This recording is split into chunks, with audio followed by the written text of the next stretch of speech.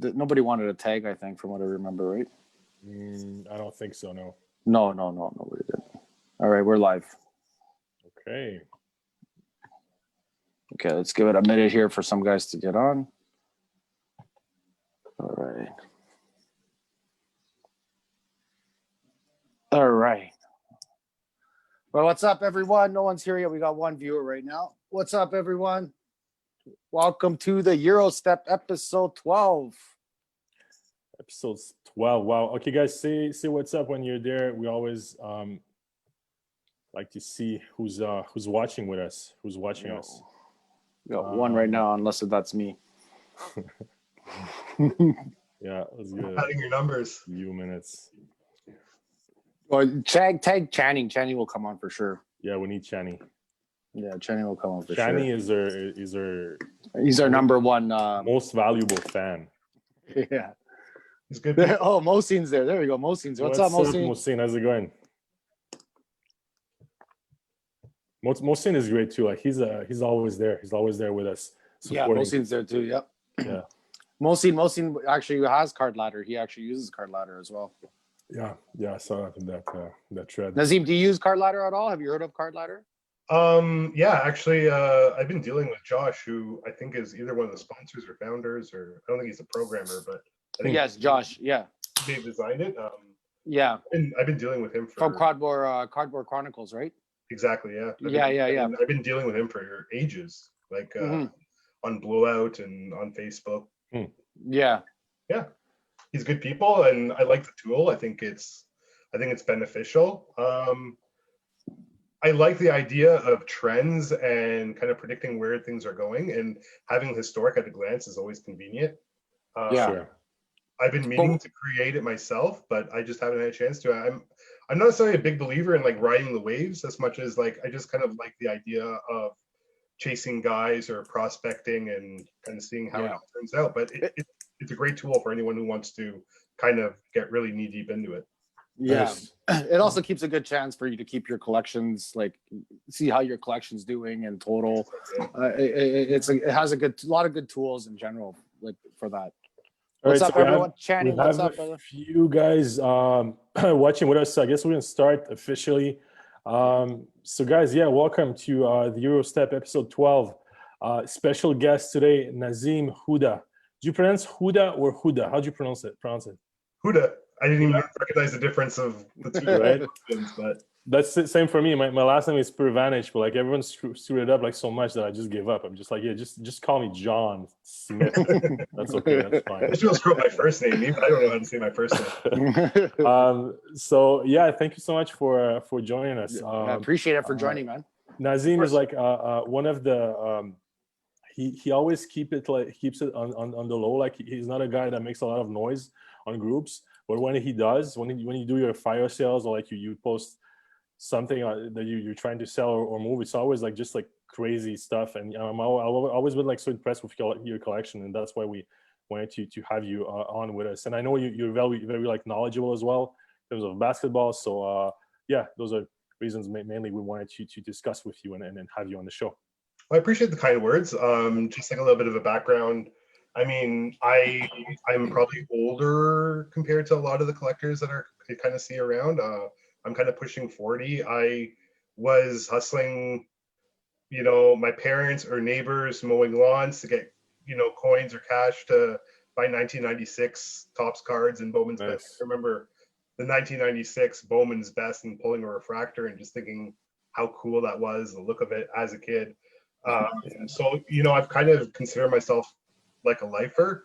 I think life happens, and I mean, I was kind of out of the game while I was a struggling student, but I kind of moved on to that stage in my life and started getting more and more into cards and being able to afford to kind of rip packs and buy singles and just have fun with it. So when did you get back? Because like there's a lot of people like that who kind of like started collecting in the 90s, obviously, and then just left that at the parents' basements or whatever. So when did you get back into the game? I'd say I got back probably around 2012. So like that's still early. Yeah. The double cohort year, just cards being stagnant because of the lockout, and then having that double cohort year, and then the idea of pulling like these new fresh rookies and having those options. Like, and I want to say it's like the first year of Immaculate as well. So first year of Flawless. So when you start Prism as well too, yeah, Prism as well. Yeah. So I think that made it exciting. So I'd say 2012 was really the year that I really had fun getting back into it. I also like landed a full-time job and was more stable financially. So I was able to rip because, you know, there wasn't retail products before that necessarily. You had to go into a hobby store, you had to have access to the hobby stores. You had the internet as well, but I don't really think people really, the activity was quite like what it is today. It was more kind of like underground, and you were on forums. Or groups, just like the what groups have become now. It's insane. Like we didn't have that back then. And like you said, it was forums mainly. And that was a whole different hustle, I guess. Yeah, that's exactly it. And I think the idea of forums, like people kind of clamor to that, and that was kind of, I feel like that was kind of the place to kind of interact and meet hobbyists before the days of Facebook. And it was kind of like it was kind of anonymous, the way you didn't really know who anyone was or what they were doing, what they were up to, as opposed to like access to information now. So I think it was a cool time. And I think a lot of the, you know, the cool connections like I made back then, you know, I still leverage today on Facebook and people I consider friends. Cool. So what's your this is a question I try to ask our guest. What's your kind of like master plan? What's your vision for your collection? Like where do you see it? What goal are you kind of like trying to achieve? Are you just like living day to day? Like this is me actually. Like I'm living day to day, just like getting whatever I have interest in and changing every week what my focus is basically. What is yours? Do you have like a goal or something, or? I think that's a super interesting question, because I think everyone's priorities are different and everything that people want out of it are different. People like the idea of being a hobbyist and collecting something. I think all of us have an element of that in us. And then there's also, I guess, the quote unquote business side of it, where if you can kind of sustain your PC with, you know, the investment sides of things, or the flipping, if that's how you want to view it, or call it, then, you know, you can kind of do a bit of both. I'd probably say that I'm someone who does a bit of both. I wouldn't necessarily say forced, but like I've had collections that, you know, I've sold off for like major life events, like a wedding or buying a vehicle or buying a house. Like I think that kind of ends up happening. That's what they're there for, right? Yeah, exactly. I probably had one of the best Stephen Curry collections in the world. We're talking NT RPA logo man, NT gem, gem RPA. I had chromes, I had exquisites, I had a gold Curry chrome, which I don't even want to think about what that was, but like I sold off my entire Curry collection to finance my wedding. I sold off my entire vintage collection to buy my house. So I've been trying to kind of get some of those pieces back as kind of time passes and I'm able to maybe make a bit of money on specific buys or whatever it may be. I kind of put that money aside and said, you know what, put that towards some PC. So that I think I probably, like a lot of people, I just try to do both. Well, that's what pretty much everyone I feel is doing. I got a question for you, Nazim, if that's okay. When you came back, now that with this whole COVID and how the market is going right now, since February, I'd say last year it started, right? That's when it all started picking up, right? Maybe before that. What's your opinion about it? Like about the market, the way it's going right now? I think for one thing, it's impossible to predict. I think people like to say that they know this or did this or called this. I just think it's too volatile myself. I think a lot of people got excited to kind of throw money at the people that they like, whether it was Zion or it was Ja or it was Giannis or it was Luka or whoever it may be. I kind of enjoyed it where I could. I viewed that as being more risky. I probably tried to go, I kind of referenced it before, like vintage, which is kind of more stable and more thinking.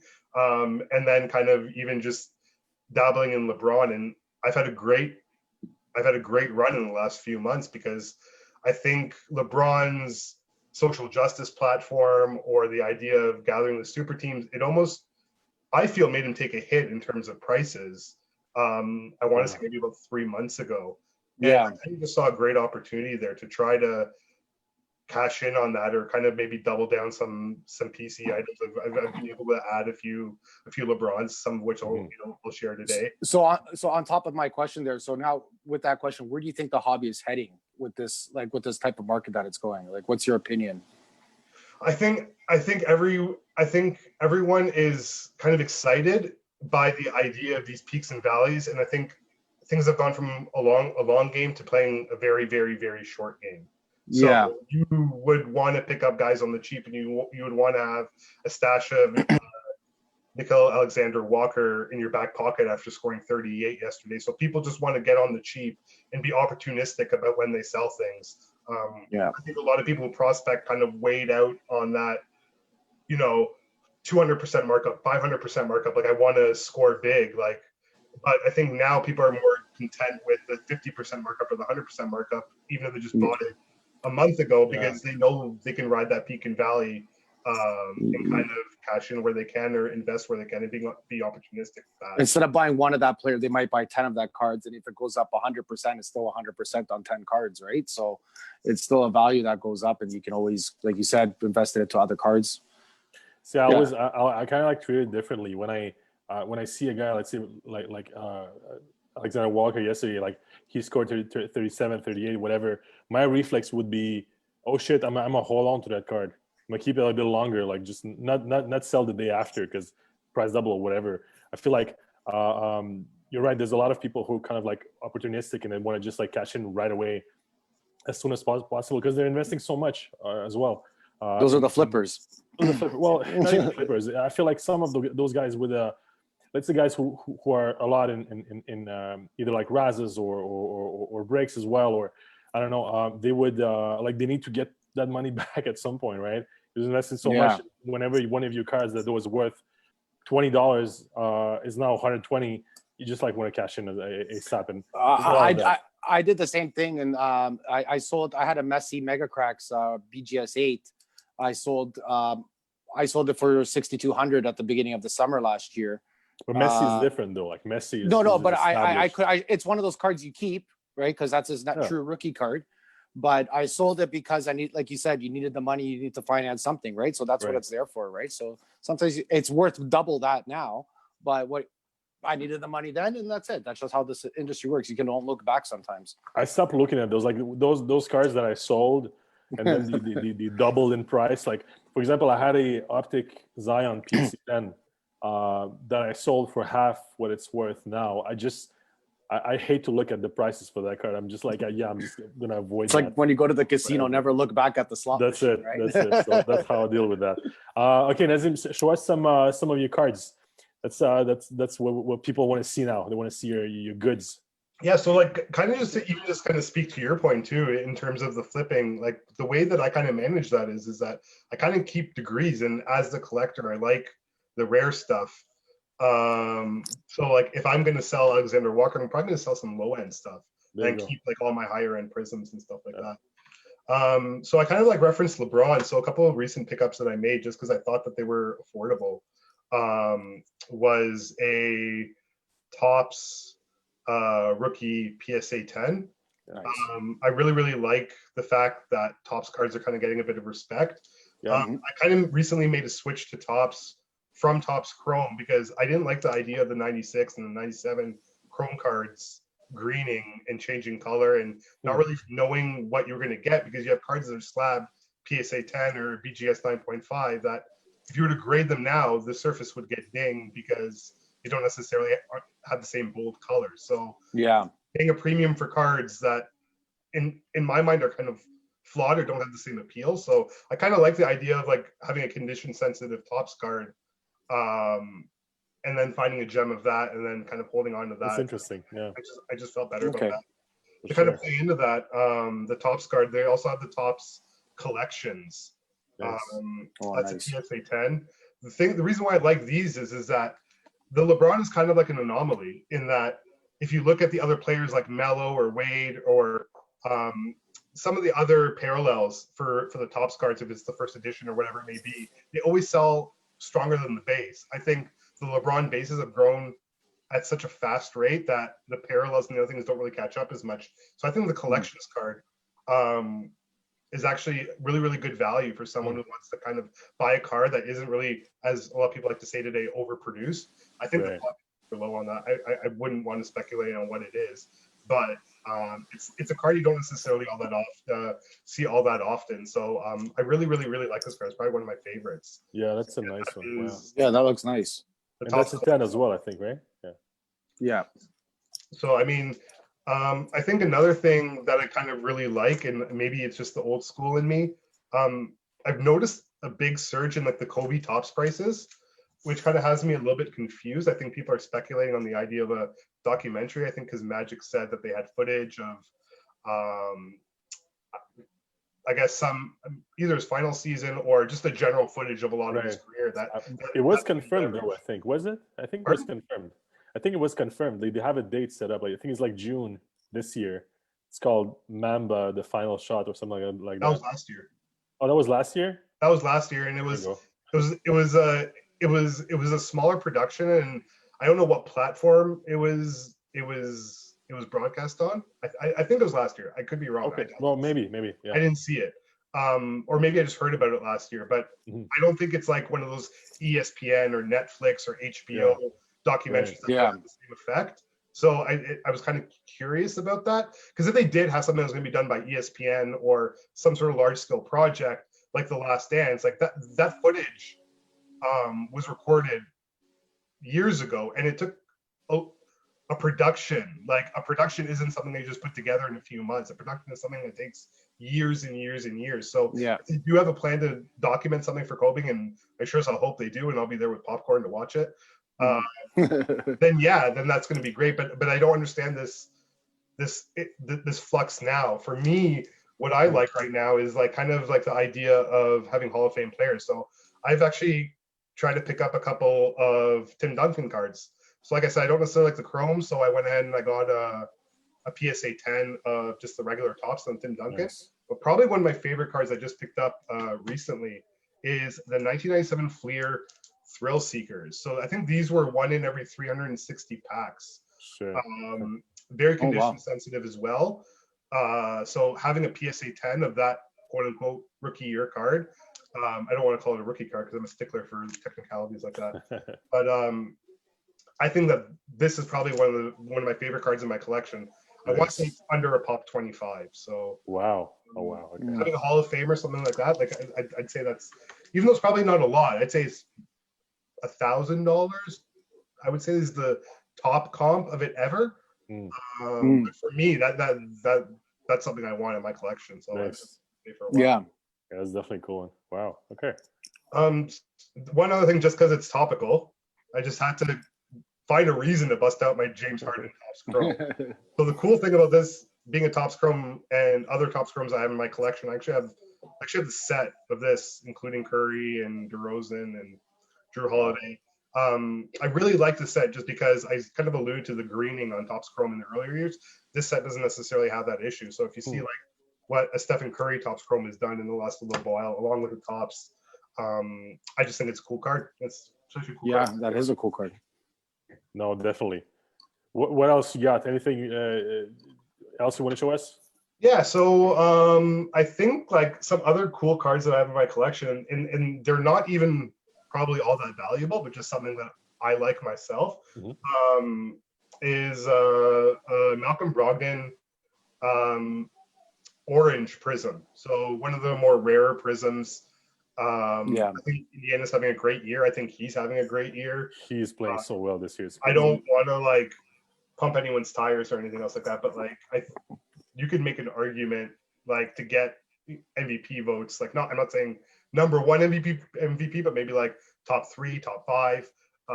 The way he's playing right now, if Indiana continues that success. I was pumping him up last week on this show, like because his Prism rookies under like $40, I think right now, like $40-$50 ish. I just sold the silver in my last sale for $50. I mean, there you go. It's nothing. But the thing with Brogdon, if we can talk about him for a quick bit, he doesn't have like the same kind of like flashes as a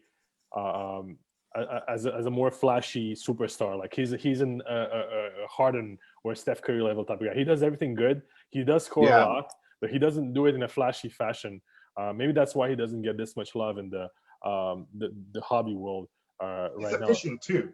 So Brogdon isn't necessarily the guy who's going to take 30 shots and will his team or take like will himself to take over a game. He will be the distributor. He will be the facilitator.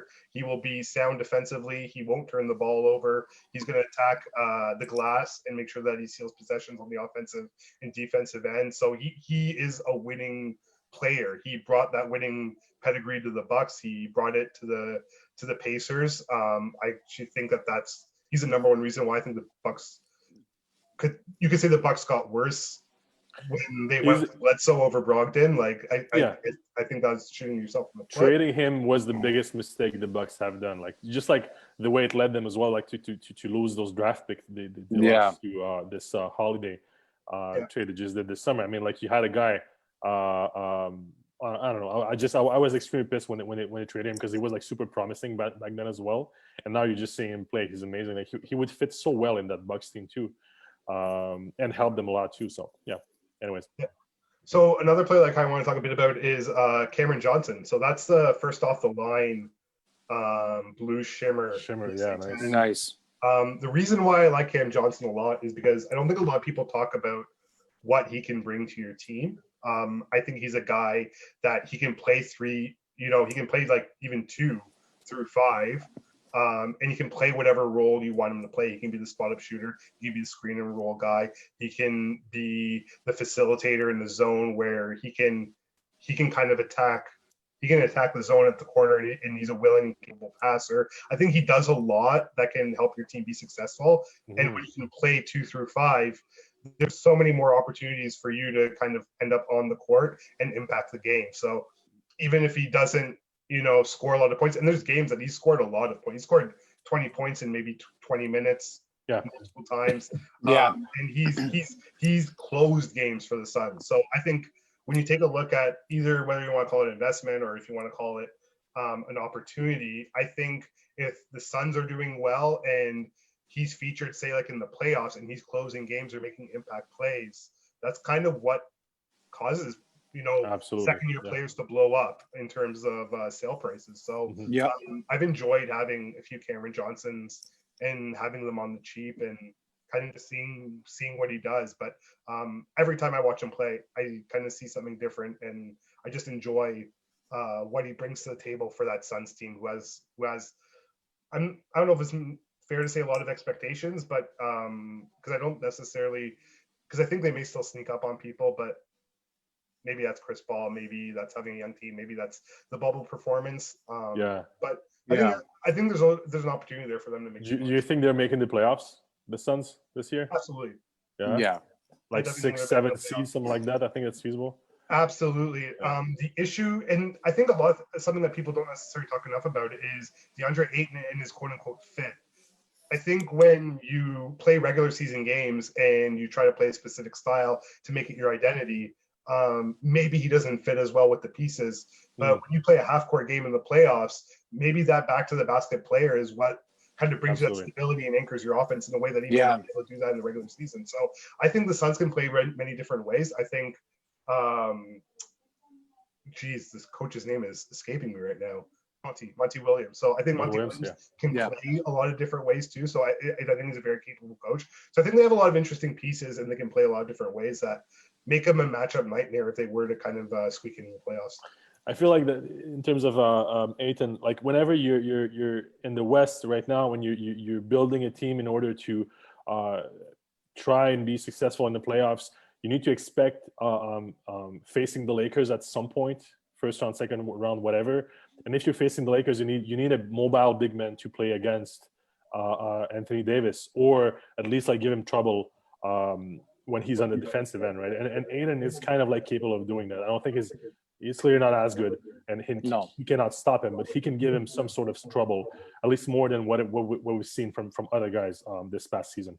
Yeah. And I think the way that you attack even AD with a big like that is even just getting him into foul trouble, but not even just on the offensive defensive end, but even on the glass. I mean, Oh yeah, he's still a big, and Aiden is one of the better rebounders. He's got a nose for the ball unlike any other. And AD, as athletic as he is, as long as he is, I think he relies on that a little too much. So having someone who's more sound and positionally better than AD could get him picking up ticky-tack fouls on rebounds. And like I said, I think he still has an opportunity to bring something. No one is going to be able to stop him. You just need to kind of like have someone who gives him enough trouble to destabilize him just a bit, right, to give you that edge you need. And I think like Ayton, eventually, like once the Suns are like really for real and they have like a really solid team, could be that guy against Davis. Yeah, for sure.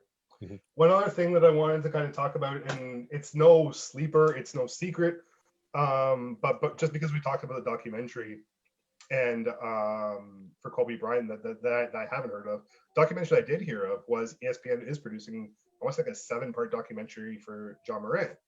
And so I think the cool part of, I guess, the injury, and you don't necessarily have the flux, like those surges in prices after big games. Yeah, you're right, they're not cheap, and they're not necessarily for everybody. But I thought the idea of having some cool Moran that I don't really see myself selling, because I don't like the new rookies because I feel like they sell for more than what they're worth and what production they have. But if you look at someone like Ja, who's a generational talent, who's extremely intelligent, sharp, athletic, capable. Yeah. So I just like his potential and his ceiling. And then when you get those documentaries and things like that. So I just really like my BGS 10 PSA rookie.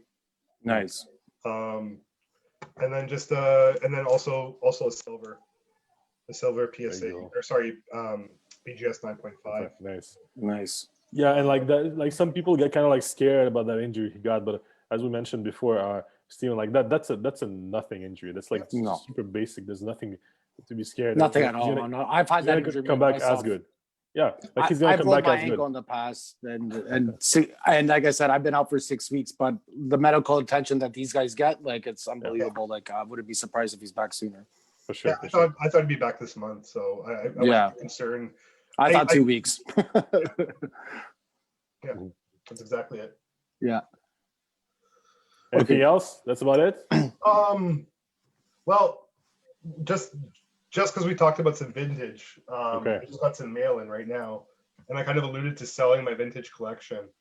I just recently managed to find another copy of my Bill Russell rookie. That's great. Oh, nice. So this is something that I've been kind of hunting for quite some time, and I was really, really happy to add it again, as well as a Bob Cousy. Wow. Oh, nice.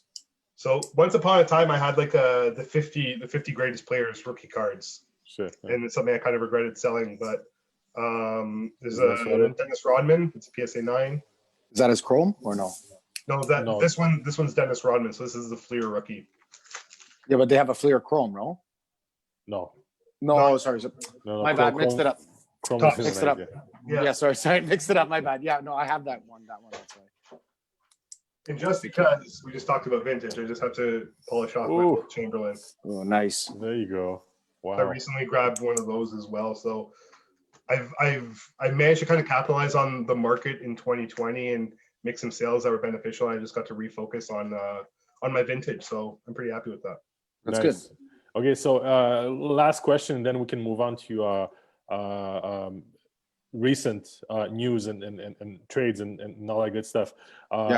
If you have $5,000 now, you can spend on any card.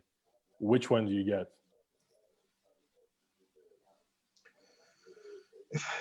$5,000 is a lot of money. It's a lot of money. Well, it could be. Listen. How about this? We'll make it easier. It can be even a card, or it can be hobby boxes as well.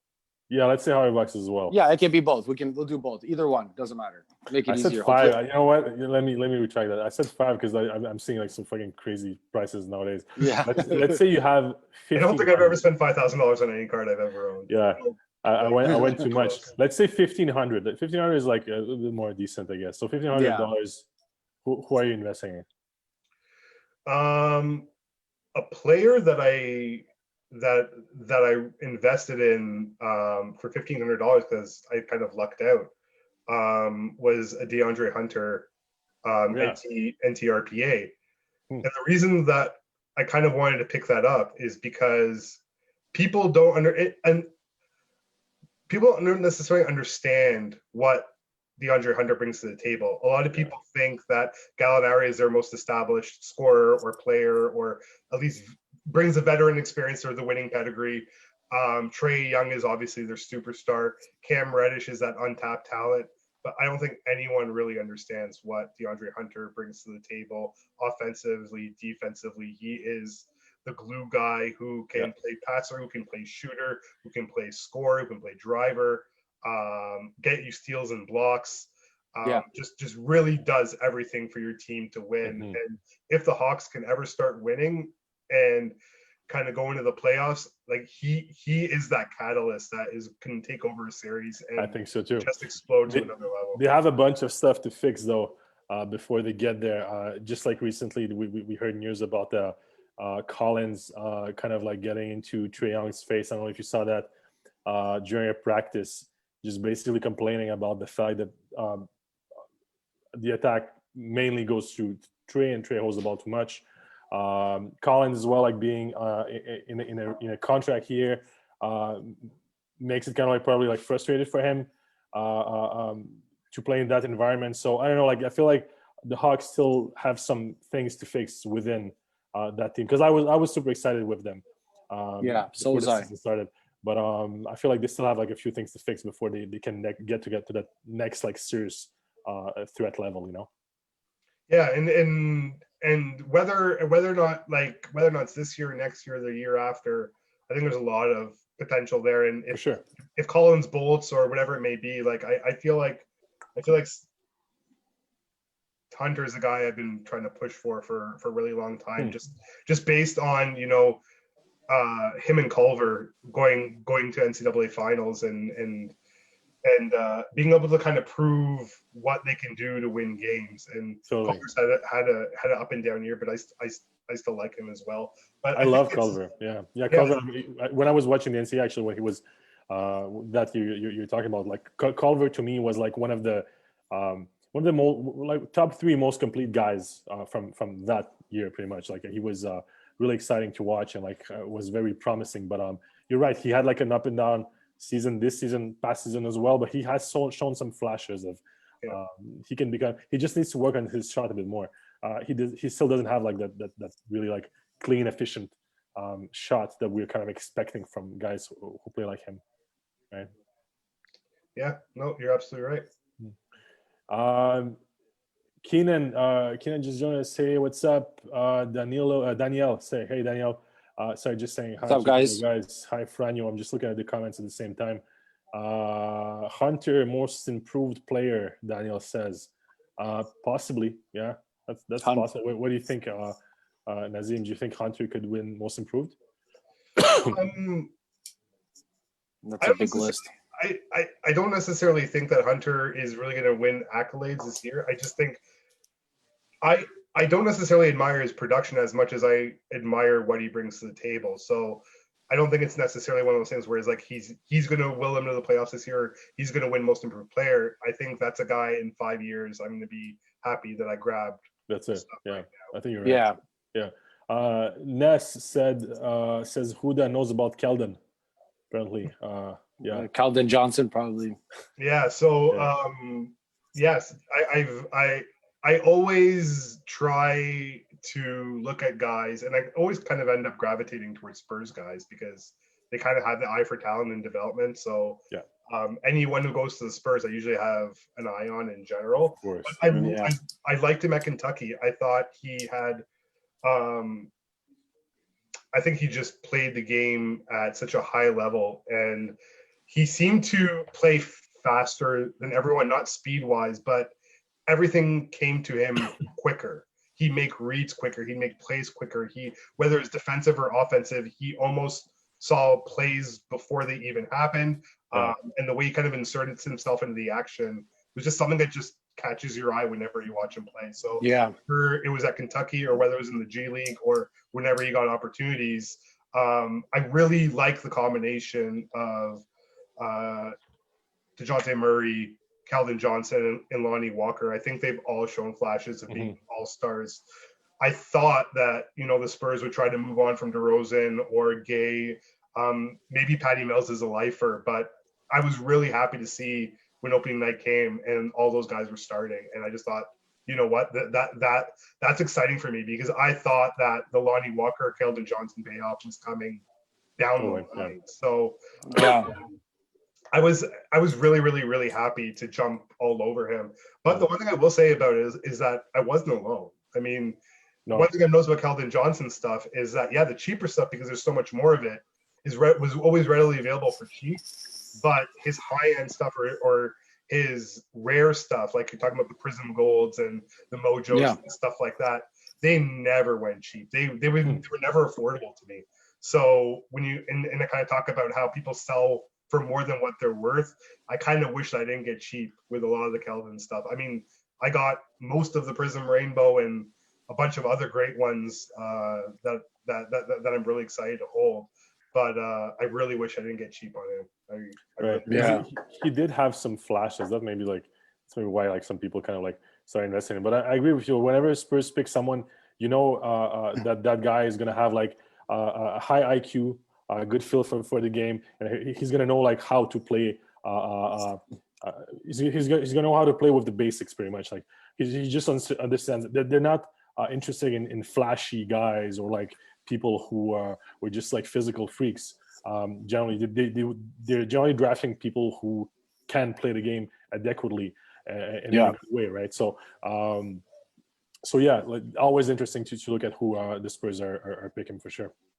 Yeah. Well, they got their system that they want to use, right? So they try to stay within that system. For sure. Right. That's the main thing. Speaking of system, this is me trying to do like a fucking follow up to something else. So big NBA news this week obviously was yesterday's trade with the Nets, the Houston Rockets, and the Pacers. Mm-hmm. So lots of things happen. Just wondering you guys' take on kind of like who you think won this trade. Maybe start with Steven. Who do you think won the trade? Like I said, we discussed this earlier, and I really Harden coming to Brooklyn and not knowing what's going on with Kyrie Irving yet. No one knows what's going on. So I like Harden going to Brooklyn. Not saying I don't, but I think Houston came out better with that trade, with all the draft picks and stuff like that they for their future. They look really good now, especially with Victor Oladipo there, John Wall, guys who are pretty quick and stuff like that on the offensive and defensive, can move the ball a lot faster. Victor Oladipo is a great passer himself. He can steal the ball good, just like John Wall. He's a great defender too. Yeah. They're both good defensemen. I think Houston got the better end of that stick, in my opinion. What about you, Nazim? I mean, I'll play devil's advocate and say that, I mean, the Nets. How do you not form a big three and then kind of make everyone shake in their boots in an Eastern Conference where Indiana has home court advantage, where the Magic are the 5th seed, where the Hornets right now aren't, but like they can make it through. They can make it through the East with just a bit of luck and continuity. My beef with the Bucks will be that they're a regular season team, and I don't think that they adapt well, or they kind of can switch it up and play matchups the same way that other teams can. I think they're an easier out than a lot of teams than say Boston. I mean, Boston, people have been waiting for Boston to come through for years and years, just like they've been waiting for Milwaukee. And if there's anything I know about Doc Rivers is that he's flamed out in the playoffs countless times. So I don't see how the Nets don't kind of steamroll everyone. I think Boston will be a tough out. I'm really interested to see how they gel or what product comes on the floor when Kemba comes back. A lot of people thought that Kemba was their weak link. I'm a Kemba fan myself, but I think that the Nets, I don't think anyone wants to play the Nets. I don't think anyone has the firepower to deal with the Nets. And, I think the West is kind of rock and roll, and you never really know who's going to get hot when out of the West. You can say that with the East too. So I think this makes the That's East a fair. lot better. I think this makes the East a lot better by adding Harding, For sure. especially. I think the East was good in general prior to this. I think you compare it to the West, it's pretty even now. So as a Knicks fan myself, and as a Nets hater for life, because I don't think they should exist like this. Just like the name Brooklyn Nets, that's nonsense. It's New York. Brooklyn is in New. Anyways, no, but like to me, well, of course, it's like the most scary team we have right now. Obviously, with Irving, Harden, and Durant, like all three being like 3-level scorers, can score from anywhere. That team is going to be able to put like 120, 130, 140 points every single game easily. Thing that worries me though is that they do not have any like serious big men left. Who they have? Like they have Jordan right now, who's like 57. They have what's the Nick Claxton, I think. Yeah. Who's decent, but like let's be honest, like Jared Allen was better than both those guys together. Yeah. Right? So that was a huge loss for them. Hopefully they can go and get someone else because like you need someone right there. You lost all of your future. So if this doesn't work out, what do you do, right? So you're completely lost. You lost all of your draft picks until when? Like 2028, I think is the last one. That's totally insane. This is like this to me reminds me of the same bet that they did with Paul Pierce and Kevin Garnett back in 2013, 14, something like that. Yeah. So something that looks really promising and really really impressive, but kind of like can implode from within pretty easily. And let's just not forget as well that those guys have tremendous egos.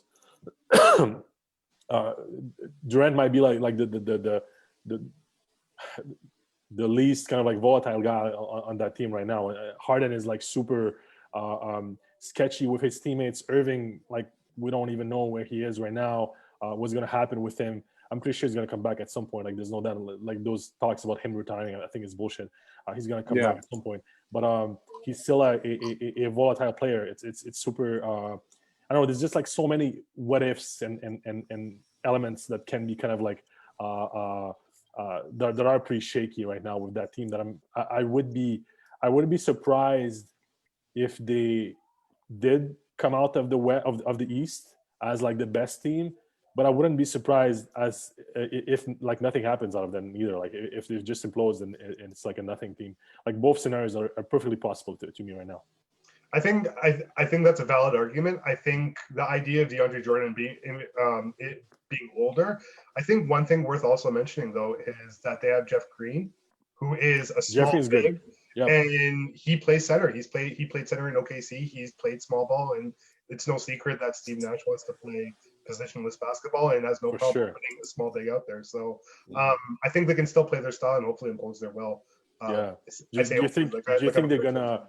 So I'm having like trouble kind of like understanding perfectly what the style of play they're trying to do right now. But just like having Steve Nash as a head coach and having Mike D'Antoni as the assistant, my first reflex was like, okay, so they're gonna try to play the 7 seconds or less offense that they used to play with Phoenix, right? I don't think they're playing that. Do you think that's like within something like a goal they would have? Like, do you think that's something that's possible with those guys, or? I don't think they're shooting the ball well enough. I think losing Spencer Dinwiddie hurts them a lot because that was a lot of their shooting. I don't think Landry Shamet is shot the ball like they expected him to. Yesterday he was okay. Like yesterday he was a bit better than the rest of the game. So you're right. Season so far wasn't great. Yeah, so I think when they don't necessarily have the same shooting, they've kind of, or maybe they're just trying to find themselves. And maybe.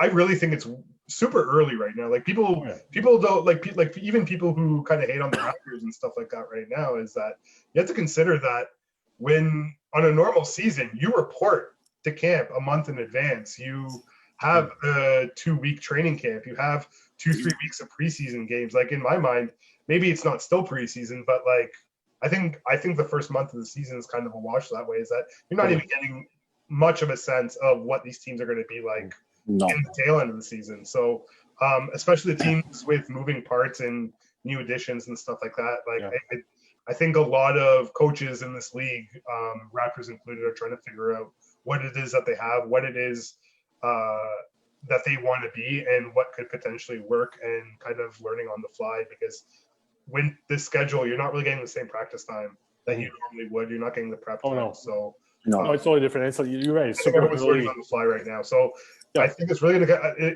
I think it's going to come down to who can get hot when. Oh, absolutely. Yeah, but I'm really excited to see like how they look together on the floor. Maybe not like the next few games or few weeks, but like after the I was going to say All-Star break, but All-Star is going to happen. But like a bit later in the season, like 2 or 3 months from now, like once everything starts clicking, right? It's going to be like super interesting, because they definitely have like some really like interesting parts to that whole mechanism. Yeah, looking forward to seeing that. One thing I mentioned as well, like when we were talking before the show started, is that is the Sixers. Like the Sixers were kind of like in those talks too. Latest rumors we heard were, I think, Ben Simmons, Maxey, this rookie that's playing really well for them this year, and couple of draft picks. Nothing was like very clear about that, but to me, like that the best move for the Sixers was to keep those guys, just because Simmons is so young, Max is so young.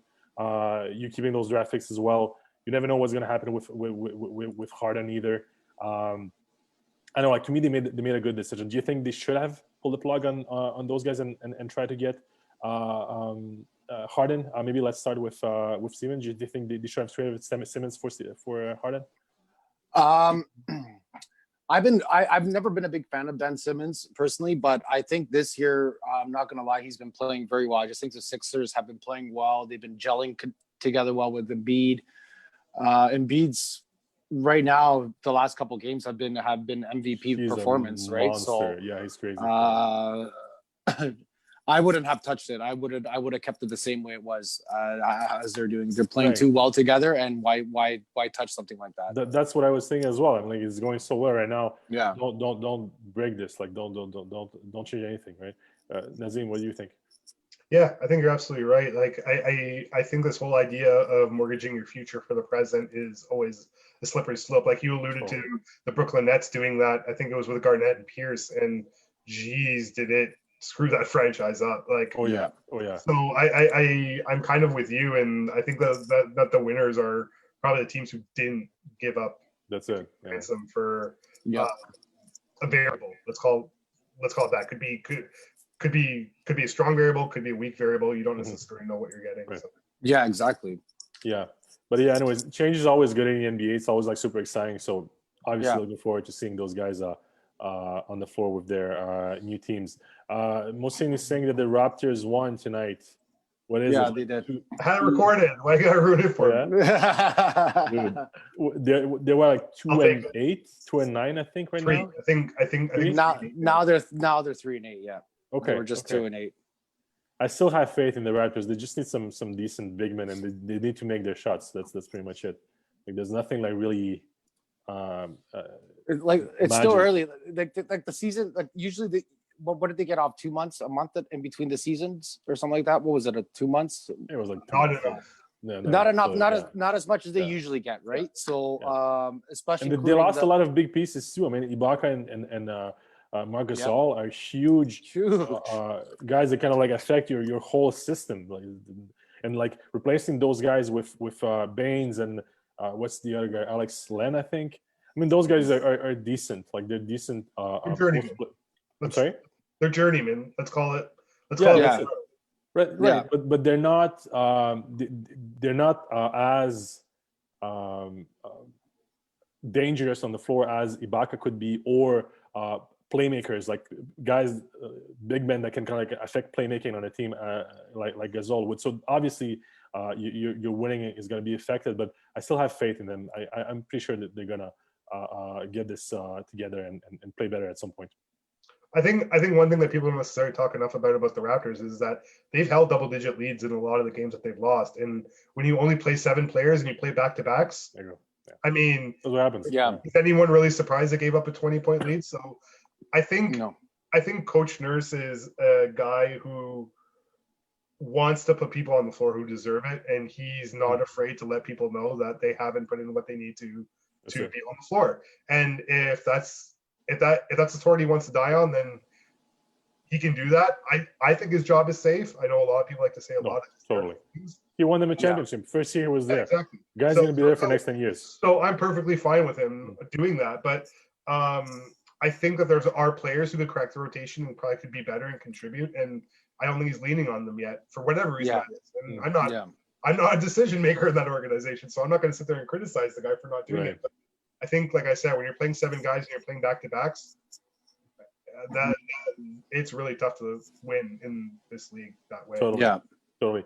Is there any team that surprised you this year, either like super like positively or negatively, Nazim? I mean, Indiana.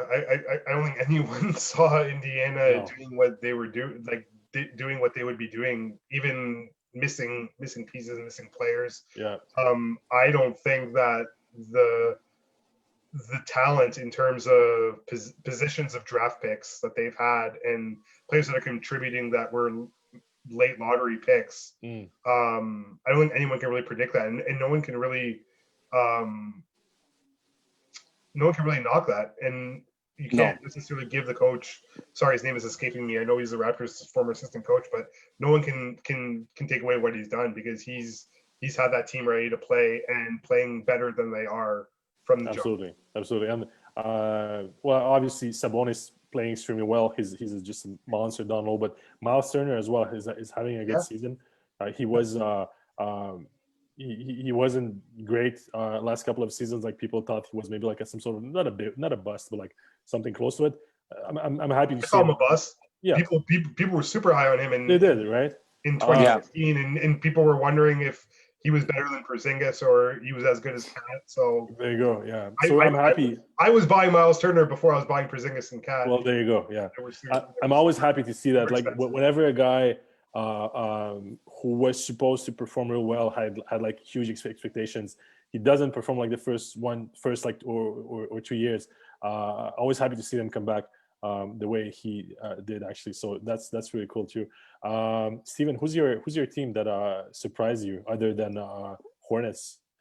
Well, they're 6-6 right now, and they lost, so we're going to say 7-6. But the team that has surprised me the most, I would have to say, I like them going into the bubble, was the Phoenix Suns. Just by adding Chris Paul, when they added Chris Paul and stuff like that. I like Chris Paul as a player. He's a mature player, and he knows how to control that offensive point guard position. Right. So I like Phoenix as one of my teams that's doing well as well. Okay, cool. Just a couple of questions. When we were talking about the Raptors, Mike was saying, so how do you explain when they didn't play back-to-back and still lost 3 in a row? We need the big name player on the team, that Kawhi type. We need to improve in closing the game more. All valid points. But you're not going to get that this year. I doubt you're getting that this year. We're not getting that Kawhi guy. Oh no, they need to focus on being able to win with the team they have, with a couple of more pieces. That's for sure. But I don't see them chasing a huge guy. What an interesting thing I think that could eventually happen. That's probably a possibility there. But if the Clippers aren't successful this year, I feel like it would be a good idea to go after Kawhi again. I don't know, like if he moves out of the Clippers, which is never going to happen. But if ever he has he gets tired of them, I feel like the only place he would go back is Toronto, right? I don't know, like this is the place he won a championship. Kind of loved it here. I don't know. Would make sense to me. He might go back to San Antonio. I don't know. I think it's more likely he goes back to San Antonio. Yeah. Oh, you think so? But if I could just speak to the Raptors point, just because I'm the one who brought it up, but I think that you kind of need to keep a big picture outlook on things. They still have a lot of leverage and a lot of flexibility. Oh yeah, the Raptors have done well in kind of doubling down with the pieces that they had. And there was a season a few years ago where everyone was saying tank, and they did a trade at the trade deadline, and they went to the playoffs and they made noise. So Yeah. and the reason that they were able to do that was because they had developed the pieces that they had. So if you can get Stanley Johnson ready to play meaningful minutes, or you can get, whether it's Alex Lander, Aaron Baines playing meaningful minutes, and those guys who are earning next to no money, or Malachi Flynn, or anyone who can come, or Matt Thomas coming in and playing with confidence and playing a role. Yeah. And then you can add a piece, maybe not a superstar, or maybe it's two pieces, whatever the team has planned in the short term or the long term. We have a lot of flexibility right now. So I'm fine being mediocre this year and having pieces that can contribute, or raising their stock so we can leverage them in a trade. Then I'm all for it, because it means that we can contend next year. So for sure, get one of those get one of those big men from the Cavs. They have like 5 centers right now, Cavaliers. I think they have like Drummond, Nance, Jared Allen. Who else? McGee's on there as well. It's crazy. Like they're probably going to be like shopping some of those. Talking about Keldon Johnson, 29 points right now. Keldon? Oh wow. Who are they playing tonight? Houston. Houston. Okay. Well, Houston don't have like. I'm not saying the score. Don't worry. I'm not going to say the score. I'm just telling you how many points he got. That's all. Okay. Okay. Good. Okay. So, and guys, by the way, if you have like any more questions, feel free to ask them. We always love interacting with you guys. So yeah, don't hesitate. Yeah, exactly. And maybe like one of the last points we can touch, Nazim. We always try to kind of like keep an eye on this year's rookie class. So obviously, LaMelo has been playing well. Edwards is up and down, but he has a decent season so far. Who are you, the guys you're kind of watching? Because like, obviously, we're getting some new. There's a new hoops coming soon. There's Donruss as well. So new official rookie cards are coming out soon. So people are going to start investing in those. So it's always good to kind of like know what's happening, who's worth investing in. So who are your main guys you're looking into right now? To be honest with you, I think as years and years pass, I think the rookies are just getting either younger and younger, or less and less and less NBA ready. So honestly, without the NCAA Final Four, and without preseason, and without summer league, it's really hard to make an assessment, because you can't necessarily see who is really going to show flashes, or can kind of take over a game, or be put in a role to succeed. It's going to be the guys who are later picks and who are more NBA ready, but have a lower ceiling, that are going to be able to put up numbers. So I think a lot of the numbers you're going to see right now, maybe they aren't necessarily fool's gold, but I don't think the best producers right now are going to be the best players. I think the players that are going to come, that you probably didn't see on the floor this year, or won't see on the floor this year, who are going to break in on a practice squad and find a role, and then show a coaching staff or show a GM something, and you're going to find those diamonds in the rough. I think, because I think when players are one and done, like, there are going to be way more, for lack of a better word, sorry, I don't want to call them failures, but there's going to be a lot of players that never realize their potential. There's going to be countless of them. Yeah, exactly. Fewer and fewer players that are going to pan out. So I think without seeing meaningful minutes, or putting them in meaningful scenarios, and I think the NCAA tournament was great for that. We talked about Hunter and kind of how they impressed. So yeah, I'm finding it difficult to get excited about anyone, to be completely honest with you. Yeah, well, that's my main kind of like worry with Edwards. Like, I don't see the guy. Like he has a decent shot. He's athletically he's kind of ready. He's there. I don't see him having like an impressive IQ though, an impressive like feel for the game. It's something you absolutely need in this era, especially. I don't see him having that. Wiseman is kind of promising. Not sure about the fit with the, like, I used to say he was a great fit for the Warriors. I'm not sure anymore since what's his name? Thompson. Thompson is hurt, so it kind of like changes the whole dynamic of the team. So I don't know how well he fits anymore with that team, and how well he's going to develop as well. So that's hard to say. One guy I do like a lot though is Haliburton. I think he's a more like complete guy right now. He does everything well, understands how his team kind of like attack works, how his placement works as well, floor spacing, everything where he needs to be. He's always in a good spot. Good passer as well. I feel like he fits in well within that team too. But other than that, for the Kings, yeah. Other than that, LaMelo has been good, like, but nothing crazy. Nothing crazy. Nothing crazy, right? He is. There's no one like Luka or Ja this year. That's for sure. Like that's not gonna happen. There are a couple of guys that maybe like down the line in like 4 or 5 years, maybe do become better players, like you mentioned. Maybe like once they're officially. Well, remember, Luka didn't really take off until his second year, right? Like his first year, he was good, but his like in general, like his stuff didn't really take off till his second year. But you could see it didn't take off the same way. But Panini was treating him as an international star, and he was getting nationally televised games, and he was getting he wasn't really getting triple doubles the same way. But that's what I mean. Stats wise, Yeah, but I found a lot more excitement hobby wise right from the jump when Luka came in. It did die off in the off season for both Luka and Trey, and then it kind of picked right back up when they started. Yeah, that's when Zion started to come in as well too, right? So yeah, that helped it out. Exactly. And I feel like they're trying to create some. Well, the NBA is trying to create some sort of like hype around LaMelo. That's hardly happening. Like when he's having games where he has like 11 points, 12 assists, and like 10 rebounds. That's okay. That's a triple double. It's impressive, but it's nothing like it's nothing crazy. It's not as if he had like 40 and 20 and 15. Like, but did you see Luka would sometimes? Did you see what he tried to do the game before though? Yeah, I saw like the pass at the he did buzzer. The pass. He had an open shot. He did the pass, try to get the triple double. Yeah, and even the announcers like, did he just try to get the triple double? Did he just try Well, you know what? I would have done the same thing. Like, come on, you're like 1 assist shy from a triple double. Just try to get it. Yeah, but even the shot wasn't good though. Like it was a bad play. No, he passed. Like when he threw the pass, the buzzer went off. So yeah. Yeah. Right.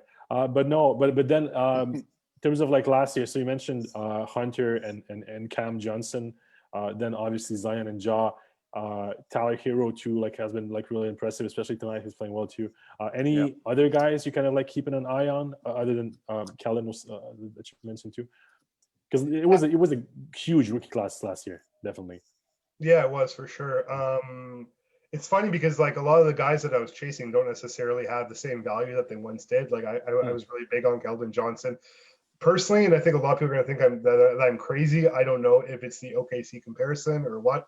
But I've always seen Basley like Kevin Durant and just the body type and the shooting ability and his nose for the ball and the way he attacks. Maybe the game isn't as polished and maybe he's just not quite there yet. But when I look at what Durant was coming in the league and I look at what Basley is coming in the league, I get super excited. I was really happy to be able to watch the Nets versus the Thunder game. And I really like how Basley took it to Durant. And I don't know if he admires him or aspires to be like him, but he played inspired ball against him and he looked really good. Interesting. And I've always enjoyed watching him play. I think it's another scenario where a player may sell for more than what he's worth based on what he is now and what he's contributing and what he's producing. But I was really excited to jump on his train earlier. Very interesting. I didn't watch a lot of OKC, so I never like caught on that. But I have seen him in like highlights or stuff like that, and he does look like pretty promising. Who's your guy, Steven, from last year that you're really interested in? I like John Moran. Is it just me who doesn't hear Steven? Oh, you don't hear him? I don't hear him. You don't hear me? It's weird. Okay. Well, I hear him, so it's fine. Can you hear me? If you guys don't hear Steven, just let us know. But I think it's fine. Okay. Yeah, I think it's fine. But what was I gonna say? Like I said, I think like I'm really big on. If I had to collect somebody, it would be John Morant right now. I like John Morant, especially his cards now took a little bit of dip, especially with his injury. Right, I think it's a. Sure. I like. He's a generational player, like Nazim said earlier, right? He's a future generational player. I like the way the kid plays. he has an eye for the game, I feel. Yeah, probably one of the safest investments right now as well. So, Yeah. Cool. Any other question, guys? I haven't looked at this section in a while It's now. weird that he can't hear me. Okay. You were hear hearing now, me before. Azim? No? Nope. Oh, that's weird. No, that's weird. You, Okay, okay. well, guys do hear him though, and Okay, perfect. but it's fine. Okay. Okay, but I think that's about it for this week. Steven, unless you had anything else. Oh, I think you wanted to. Maybe we can mention them next week. Those Harden and Yeah, we'll do that next week. We can do that next week. Yeah, We'll do that next week. No problem. cool. Well, thank you so much, Nazim, for being with us. It was really cool. Yeah, I appreciate it, man. Yeah, man, my pleasure. Always happy to talk ball and talk cards. Tell him I say appreciate You it. can reach out to me anytime, and I love talking about everything. So feel free. Yeah, I see that. Yeah, Well, and if the opportunity gets there again, like we'll definitely invite you for sure. Steven says thank you, and he appreciated it. I know you don't hear him, but he's saying thank you. So. Well, all right, so thank you so much, guys, who have watched. Thank you. All right, cool. Thank you so much, guys, and yeah, so see you next week. Peace. Bye bye. Yeah, peace, guys. All right, ciao.